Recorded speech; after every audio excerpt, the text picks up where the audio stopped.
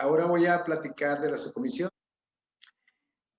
La subcomisión que encabezamos tiene por objetivo, como ustedes aquí lo ven, incidir permanentemente en el sistema penitenciario del Estado con el fin de impulsar las propuestas y promover la gobernabilidad y el respeto a los derechos humanos dentro de los centros penitenciarios y posibilite una reinserción social para todas las personas que cumplan con una medida de internamiento. Para esto, en la siguiente lámina, creo que hay una lámina de los proyectos. Aquí vamos a ver entonces, de cada uno de estos proyectos hay un responsable y de este responsable va a hacer uso de la palabra para que presente cada uno de ellos. Entonces vamos a comenzar con el doctor Miguel Sarre, que es el que encargado de este primer proyecto. Adelante, estimado Miguel. Yo quisiera partir de algo muy sencillo. Es decir, cuando pensamos en los derechos humanos en reclusión, generalmente nos referimos a aquellos derechos muy tangibles, muy visibles, como las condiciones materiales, el agua, la comida, en fin, la seguridad personal, ¿por qué no? Todos estos elementos que son constatables en una visita de campo. Pero hay elementos que no son constatables y que, sin embargo, de esa manera, y sin embargo tienen una gran importancia en el marco de los derechos humanos. Y me refiero a la seguridad jurídica de las personas privadas de la libertad. Y esta es una condición que, a mi modo de ver, es una forma de reciprocidad elemental con la persona privada de la libertad. Es decir, es un mínimo de justicia que debe haber hacia ellos, el que sepan cómo va el cumplimiento de su estancia en prisión. Es decir, cuánto tiempo lleva y qué calidad de tiempo ha cumplido, es decir, en qué condiciones ha cumplido ese tiempo para efecto de los beneficios constitucionales a la libertad condicionada o la libertad anticipada. Y para esto les propongo el viejo ejercicio de qué, quién, cómo, cuándo y dónde. Vamos a ver el qué, ya avanzamos en él. Bueno, como está en el proyecto, partimos para este cómputo se partiera de un diagnóstico. ¿Cómo estamos? ¿Qué se está haciendo? La gente sabe cómo va el tiempo que lleva, sabe cómo ha avanzado en el cumplimiento de su pena, sabe si está en prisión preventiva, cuánto tiempo ha abonado para una eventual condena. Esperaremos los resultados del diagnóstico, pero podemos adelantar que va a ser más que nada una constatación de una hipótesis que falta mucha información. Y es que esto tiene que ver sobre todo con el cómo. Porque podrían ustedes decir, bueno, pues la gente sabe que lleva 2 años, llevan la cuenta muy una libreta o como las películas, ¿no? Con rayitas en las paredes, ¿verdad? Pero eso no es el tema. El tema es que este cómputo no es solamente un registro del transcurso del tiempo, lo cual sería muy simple, sino es el registro de los beneficios concomitantes a cada año que se está privado de la libertad. Entonces, aquí me gustaría, vamos a ver esto en pantalla, ¿verdad? En el que tenemos el cómputo del tiempo en reclusión. En el cómo es un cómputo cualificado, es un cómputo que no solo nos indica tiempo, sino que nos indica además durante ese tiempo qué beneficio conservamos o en qué medida conservamos nuestros beneficios a la libertad condicionada o a la libertad anticipada. Es decir, este es un punto muy sutil. Yo quisiera detenerme un momentito, Martín Carlos, por favor, porque siento a veces que no logro transmitirlo del todo, porque es algo nuevo, es algo diferenciado. Y las sutilezas cuestan trabajo siempre. Entonces decimos, vamos a tener un cómputo Ahorita ya tenemos cómputo, por supuesto que ya hay cómputo, pero ese cómputo, ¿cuándo se realiza? Se realiza al final. ¿Y cuál es la exigencia? Yo no diría la propuesta, porque es una exigencia de ley. La exigencia es que ese cómputo se realice anualmente. Artículo 118 de la Ley Nacional de Ejecución Penal. Es decir, que la libertad no se va a obtener en un momento, la libertad se va a ir construyendo. Como si fuese un edificio de varios pisos, vamos construyendo piso por piso. Entonces, ya sabemos al término del primer año que en ese año, yo, además de estar del 1 de enero al último de diciembre recluido, no tuve ninguna sanción disciplinaria que me haga perder el beneficio constitucional correspondiente a la libertad condicionada o a la libertad anticipada, según, por así decirlo, la fila en la que esté formado. Y esa es una determinación. Y es una determinación que tiene mucho que ver con la intervención judicial, que es el elemento fundamental que aparece también aquí en la propuesta específica que se está formulando. Entonces, se ve aquí la distinción. Es un cómputo, olvidémonos del único cómputo, de el cómputo, pongámoslo en plural, quizás de esta forma logre transmitir mejor la idea. Son los cómputos del tiempo en reclusión. ¿Y por qué decimos del tiempo en reclusión y no de la pena? Porque abarca desde la prisión preventiva. La persona puede estar más de un año en prisión preventiva. Bueno, al término de su primer año o el año calendario, tendrá que recibir un informe. Pero ese informe tendrá que ser validado por la autoridad judicial. Y una vez validado por la autoridad judicial, es algo que queda firme, que no se va a volver a revisar, es decir, no se dará vuelta atrás. Y esto va a simplificar enormemente la tarea de los y las jueces de ejecución. Porque al decidir sobre la libertad al final, no tendrán que mirar a todo lo largo de la estancia en reclusión, sino únicamente al último tramo. Ese cómputo se le llama cómputo final, pero es un cómputo que por definición pues solamente comprende varios meses. Vean que cosa tan sencilla, pues sencilla, claro, tiene su complejidad, desde luego, instrumentarla, pero es sencilla en su concepción.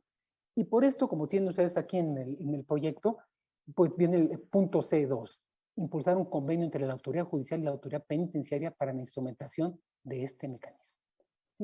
Si esto no se establece de una manera que sea como una pista, digamos, sobre la cual transiten los actores de la ejecución penal, entonces es muy difícil llevar el cómputo y seguiremos en el sistema de peticiones de libertad, ocupando mucho tiempo de la justicia de ejecución en resolver esas peticiones.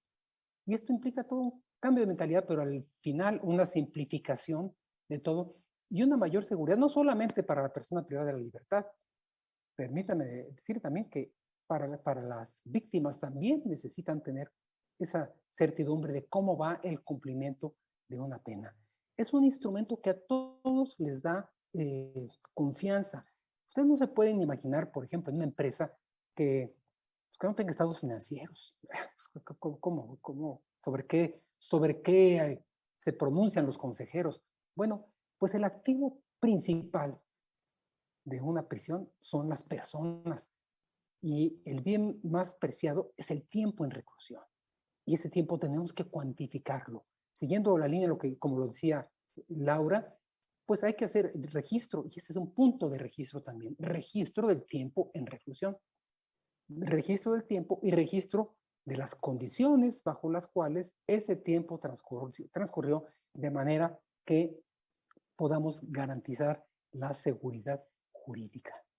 Entonces decíamos, y esto es parte del quién tiene que hacerlo, ¿no? Tiene que hacerlo fundamentalmente Poder Judicial y el sistema de ejecución penal en el Estado. Y nosotros tenemos mucha confianza en que Nuevo León sabemos que cuenta con los elementos y además estamos en un momento político muy oportuno, que tendrá la posibilidad de instrumentar este sistema y no dudamos en que lo habrá de compartir en toda la República. Y esto es precisamente el punto C3, ¿verdad? Que implica el desarrollo y mejora, porque ya hay una base ciertamente de la plataforma digital del cómputo de la pena. O podríamos adecuado a lo que recién propuse, desarrollo o mejora de la plataforma digital de los cómputos de la pena, de los cómputos de la pena. La forma de asimilar, de hacer esto, porque implica entonces este proceso de aprobación, de validación, homologación o certificación anual, con la característica de que una vez examinado un año, no se volverá a revisar. Si damos esta seguridad jurídica, podemos estar seguros de contribuir en muy buena medida a la gobernanza de los centros. ¿Qué elemento tan importante y tan intangible a la vez, pero creemos que puede ser definitivo para este cambio que se está buscando en Nuevo León? Muchísimas gracias. Ojalá hubiera espacio para intercambio con los participantes y las participantes. Muchas gracias, estimado Miguel. Habrá tiempo, no te apures. Vamos a tener muchas oportunidades para compartir todo lo que vaya avanzando la subcomisión. Entonces, por lo pronto aquí le tenemos, pero que se queden con muchas ganas de seguir platicando contigo y con todos los restos de los participantes de la subcomisión. La verdad, estoy muy contento, muy orgulloso de todas las personas que van a participar en la subcomisión y entre ellos, pues, los que están a cargo de cada uno de estos proyectos. Y para el proyecto 2, vamos a pedirle a María Sirvet de Documenta que nos haga favor de abordar esta segunda estrategia. Adelante, por favor, estimada María. Muchas gracias. ¿Sí se me escucha bien? Sí, adelante. Perfecto, pues muchas gracias. También agradecer la invitación a RENASA, al Consejo Nuevo León, para invitarnos a participar en esta subcomisión y a participar en concreto pues en el proyecto 2 del Plan de Actividades en Reclusión, que en algunos aspectos o en muchos se vincula bastante con lo del cómputo de la pena, que también Miguel acaba de explicar. Bueno, aquí como lo vemos, la línea estratégica es proveer servicios adecuados y suficientes para la reinserción social en internamiento. Esto de proveer servicios adecuados y suficientes se traduce de acuerdo a nuestra Ley Nacional de Ejecución Penal, en nuestro modelo, pues en este famoso plan de actividades. ¿Y qué es el plan de actividades? O más bien, ¿qué debería ser? ¿A qué deberíamos estar aspirando?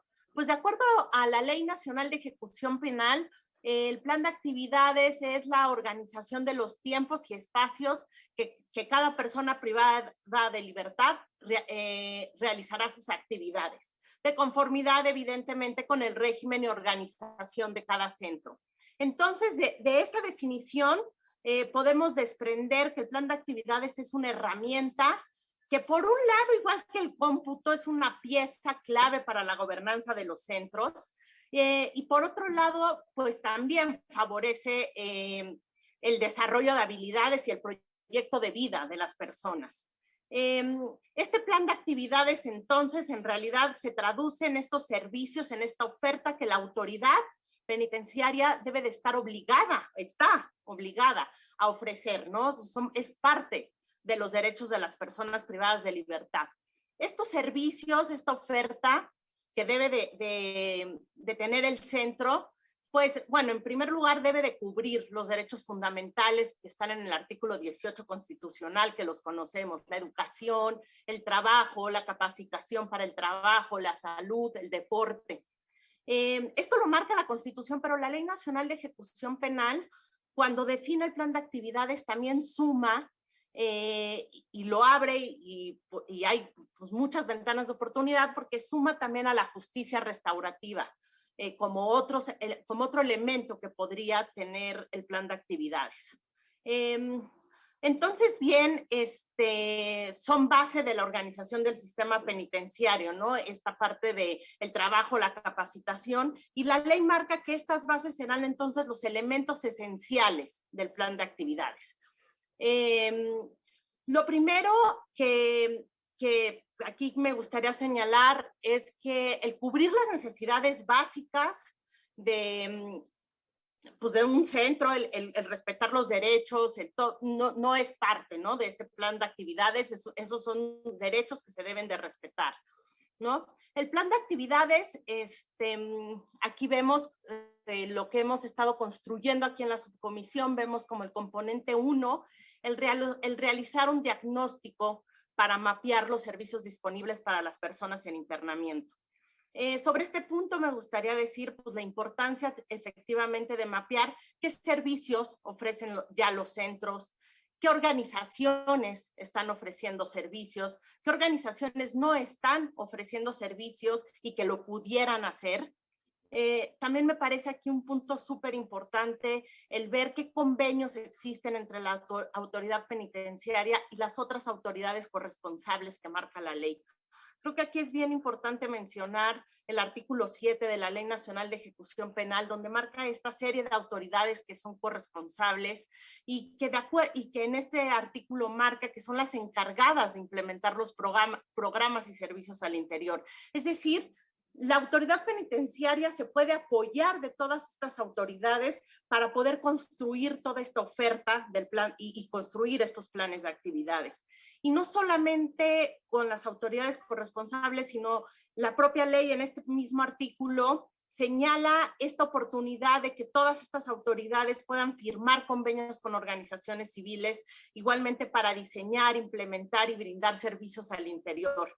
Entonces, bueno, creo que aquí es importante empezar haciendo este diagnóstico, ver con qué se cuenta, pero ver también con todo lo que podríamos contar, ¿no? Y empezar a activar esta firma de convenios, fomentar la corresponsabilidad de todas las autoridades.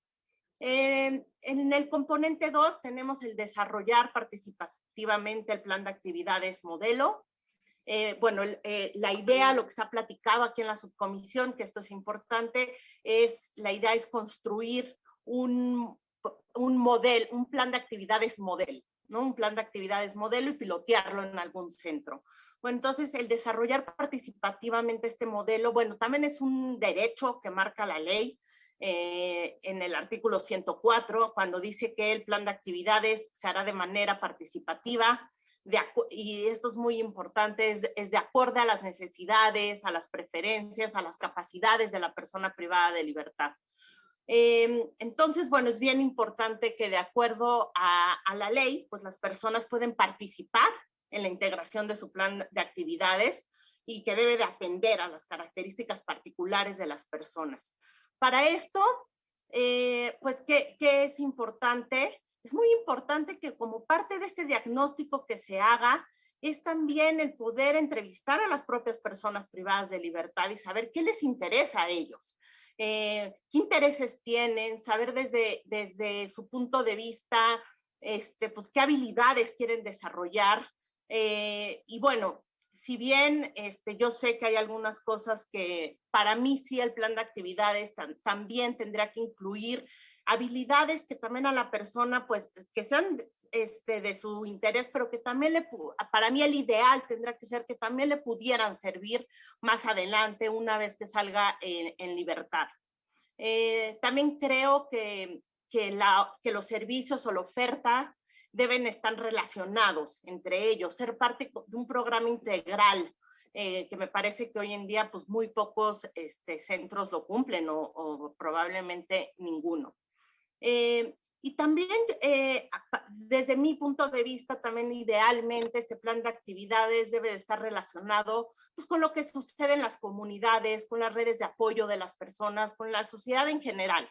Me parece que lo que sucede adentro impacta afuera y viceversa. Pero bueno, me parece que es fundamental, en primer lugar, escuchar a las propias personas y saber qué intereses tienen y qué habilidades les gustaría desarrollar, qué tipo de oferta les gustaría ver en los centros. En el componente 3 tenemos el de establecer los acuerdos estatales para el pilotaje.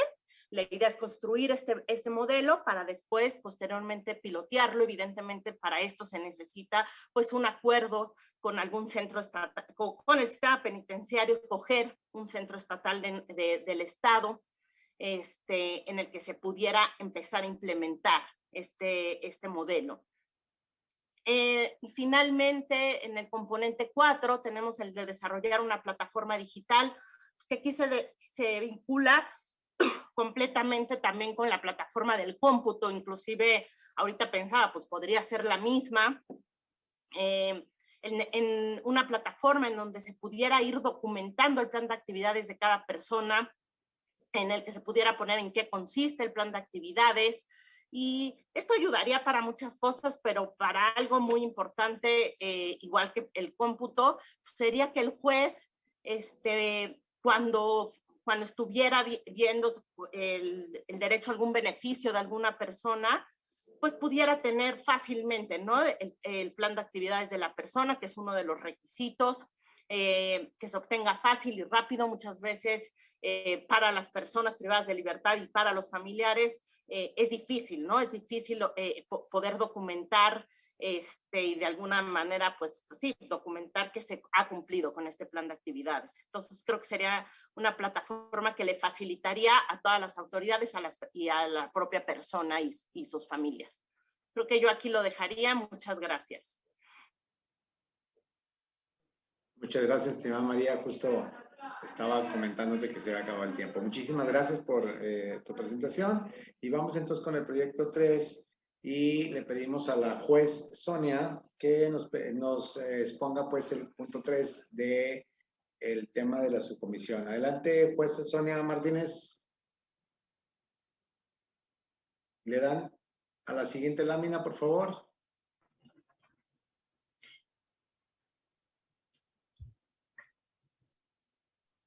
Listo.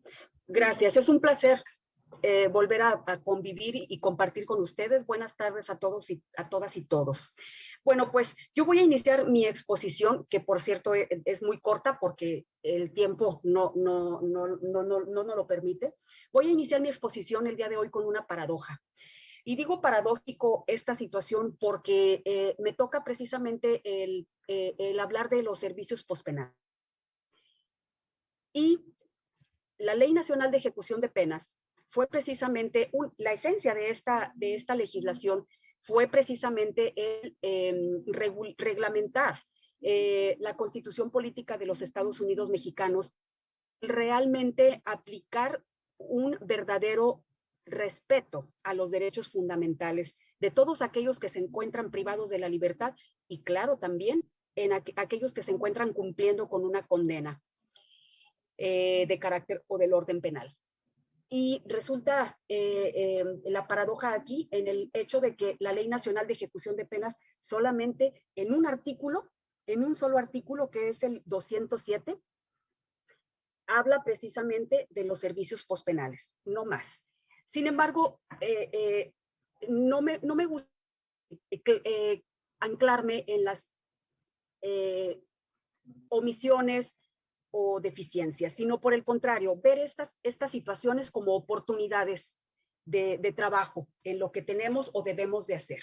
Y precisamente este artículo 207 habla de servicios postpenales. Inicia expresando que las autoridades corresponsables,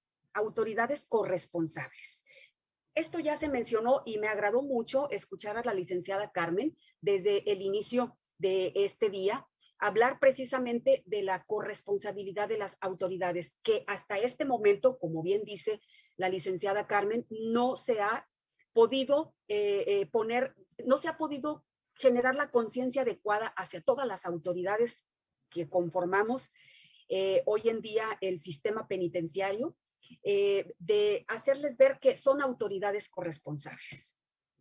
Y la responsabilidad que ahora tienen precisamente sobre la aplicación total y correcta de la Ley Nacional de Ejecución de Penas. Y precisamente las autoridades corresponsables aparecen enumeradas en el artículo 7 de la propia ley. Y todos ellos, todos los que nos encontramos involucrados en este son precisamente, vamos para allá.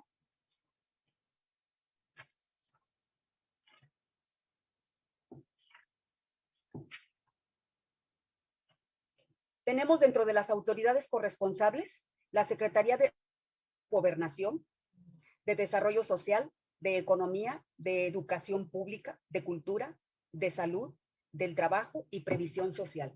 Estoy tratando de poner mi explicación en lámina. Un momento, por favor. Permítanme un momentito, por favor, para poner las... Creo que se va a dificultar. Necesita que le den permiso para la presentación. ¿Y eso tarda? Perdón. Sí, que no me coordiné. No sé si nuestro apoyo en el Consejo Nuevo León le pudiera dar acceso para esto.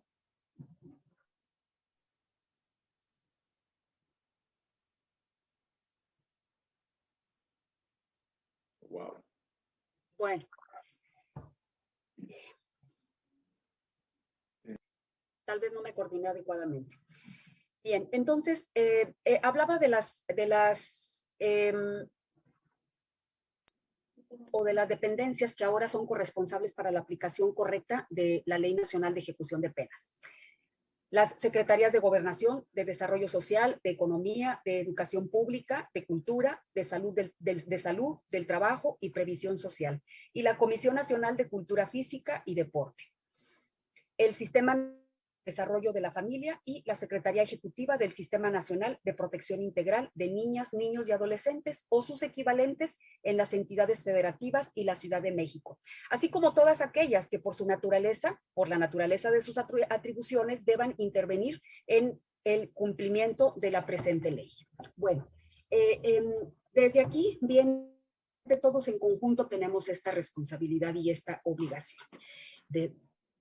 ¿Por qué? Porque nosotros debemos estar conscientes precisamente de que para poder lograr el objetivo de que se tenga una verdadera prevención del delito y una verdadera reinserción, tenemos que hacer un trabajo en conjunto y proporcionarle a las personas, no solamente privadas de la libertad, ellas que obtengan su libertad como servicio pospenal, todo lo indicado, las estrategias y herramientas adecuadas para que tengan una reinserción segura, efectiva y adecuada, y lo más pronto posible. De lo contrario, si nosotros no proporcionamos estos elementos, podríamos decir que no les estamos ayudando en el tema de proporcionarles a que ellos obtengan una vida digna. Entendiéndose por esto, incluso el que se respeten no solamente sus derechos fundamentales, legales y demás, sino además sus derechos sociales. De lo contrario, estaríamos hablando, o más bien, esta obligación, esto de una vida digna es una obligación de hacer. Y esta obligación es estatal. Es decir, proporcionar un acceso real a condiciones que les permitan el ejercicio de los derechos para el acceso de las condiciones de existencia digna. Al no cumplirse con este objetivo, todo indicado parece que está más interesado por los problemas relacionados con el castigo de las personas que con su protección. Desde el momento de la detención de una persona, se genera una relación especial de sujeción. Estado adulto de la libertad, por un lado, y por el otro, por formar de un grupo vulnerable al no encontrarse en igualdad de condiciones. Esto prevalece aún y cuando obtengan su libertad. De aquí la necesidad de apoyar su reinserción, generando las condiciones de vida mínimas compatibles con la dignidad de la persona humana y a no producir condiciones que dificulten e impidan este objetivo. Yo creo que ya. Entonces, de aquí viene precisamente la necesidad de que nosotros tengamos lo adecuado para poner en práctica este sistema y lograr el caso particular. Estamos hablando de que hoy en día, por ejemplo, también este propio artículo nos habla de el nivel de vida, de una vida digna, lo cual lo acabamos de mencionar. Además nos dice que debe existir un órgano que proporcione precisamente los servicios para la reinserción al interior de los centros penitenciarios y servicios postpenales a nivel federal y estatal. Hasta el día de hoy no observo que lo tengamos, al menos no con lo que verdaderamente debe contener. Contamos precisamente con la dependencia de seguimiento en libertad, que ya escuchamos hasta este momento, que es la encargada de supervisar la libertad en condición de las personas que adquieren este beneficio de acuerdo al artículo 136 de la Ley Nacional de Ejecución de Penas. Sin embargo, se encarga únicamente de la vigilancia de su conducta cuando obtienen esta libertad. Sin embargo, ¿qué es lo que se nos está dificultando? No la vigilancia en conducta. Esta se lleva apropiada y correctamente, en donde ellos nos establecen a nosotros como jueces de ejecución. De manera, la persona que obtuvo su beneficio está cumpliendo con sus obligaciones. Pero si nosotros como jueces de ejecución planeamos o diseñamos un plan estratégico para que esta persona tenga una reinserción adecuada con el cumplimiento de obligaciones, es ahí donde empieza la dificultad, porque no tenemos un órgano que este tratamiento integral para el cumplimiento de la reinserción. ¿Qué es lo que tenemos que hacer? Tenemos que repartirnos ante instituciones particulares, ONGs, para cumplir con este objetivo. Por ejemplo, para el caso de la escolaridad, tenemos que apoyarnos con RENACE, tenemos que apoyarnos con Faro en el Camino. Para laboral, tenemos que apoyarnos en parte con RENACE y hasta ahí, es a donde podemos acudir. En el caso particular, para mí, las necesidades son mayores. Necesitamos precisamente un especializado que proporcione todo lo necesario para este tratamiento integral. Psicología, educación, psiquiatría, tratamiento de desintoxicación.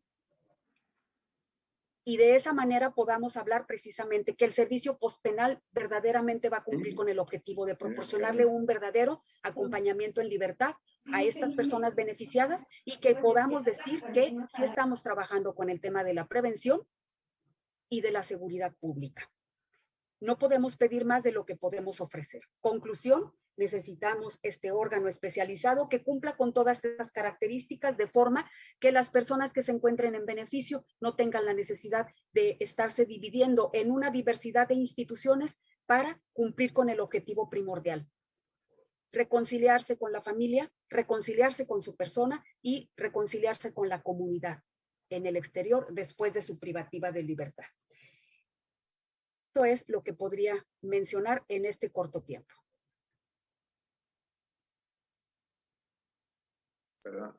Muchísimas gracias por su participación, estimada juez. Obviamente que, como le dije a Miguel y todos los demás, tendremos oportunidad de extendernos y transmitir todo el conocimiento para poder hacer cumplir pues, estos proyectos que estamos proponiendo como subcomisión.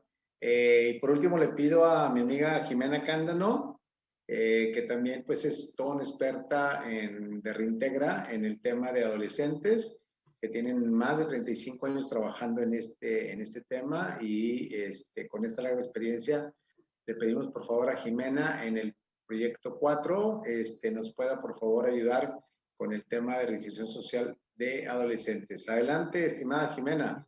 Hola, buenas tardes. Muchísimas gracias por la invitación. Siempre es un súper placer poder colaborar con RENACE y con todos los aliados en el tema de reinserción social de adolescentes. Entonces, lo primero es agradecerles.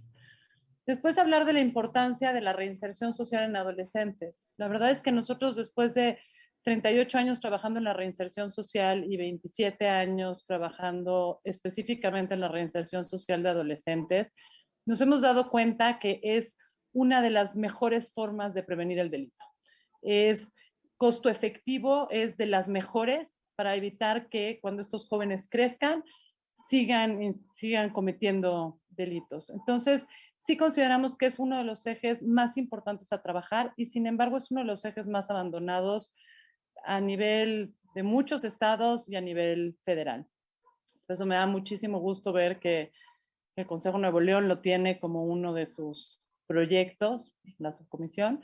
Y bueno, creo que tenemos que tener muy claro que la reinserción de adolescentes debe ser multifactorial y debe ser integral.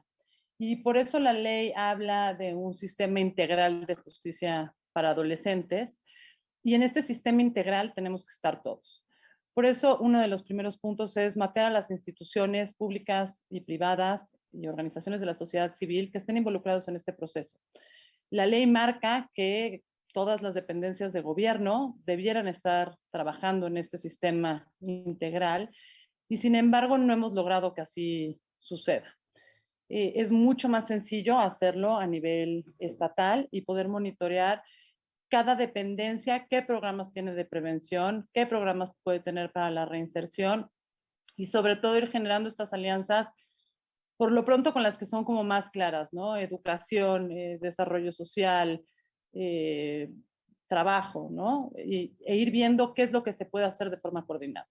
Y sin duda es muy importante saber qué organizaciones están trabajando en estos temas, pero no únicamente en la reinserción social de adolescentes como tal, sino en otros muchos ejes que puedan funcionar para la reinserción social. A nosotros en la Ciudad de México trabajamos en hacer una red para la Dirección General de Tratamiento para Adolescentes, con muchas organizaciones que si bien no son expertas en reinserción, sí son expertas en educación, en capacitación laboral, en desarrollo de habilidades y capacidades socioemocionales. Y ahí podemos tener un muy buen apoyo para poder trabajar con las y los adolescentes. Sin duda, el tema 2, que es fortalecer los servicios, modelos de reinserción social que sostengan las medidas impuestas a adolescentes y jóvenes. Esto es medular. Se tiene que trabajar para que los modelos con los que se trabaja con los adolescentes estén probados, que sean buenos modelos. Y si son organizaciones que solo dan una parte del cumplimiento de la medida, que también puedan comprobar que este trabajo se está haciendo y se está haciendo bien. Pero muchas veces tenemos muchas organizaciones que dicen hacer cosas que no necesariamente están probadas. Y cuando estamos hablando de jóvenes, cuando estamos hablando de niñas y niños que están en proceso de formación, el saber que el trabajo que se está haciendo bien es muy importante. Y por último, generar lineamientos para incidir en la disminución de la reinserción de jóvenes, que vuelve a ser un poco lo mismo, ¿no? Tener muy claro en qué se tiene que trabajar, cómo se tiene que trabajar, para que verdaderamente incidamos en la disminución de la reincidencia.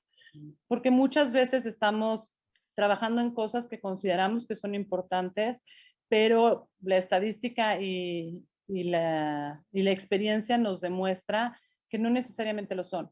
Y por otro lado tenemos unas que tenemos muy claras, ¿no? El consumo de sustancias sabemos que es uno de los factores de más riesgo. Tenemos que tener muy claros estos lineamientos y que en base a estos lineamientos se puedan ir desarrollando estos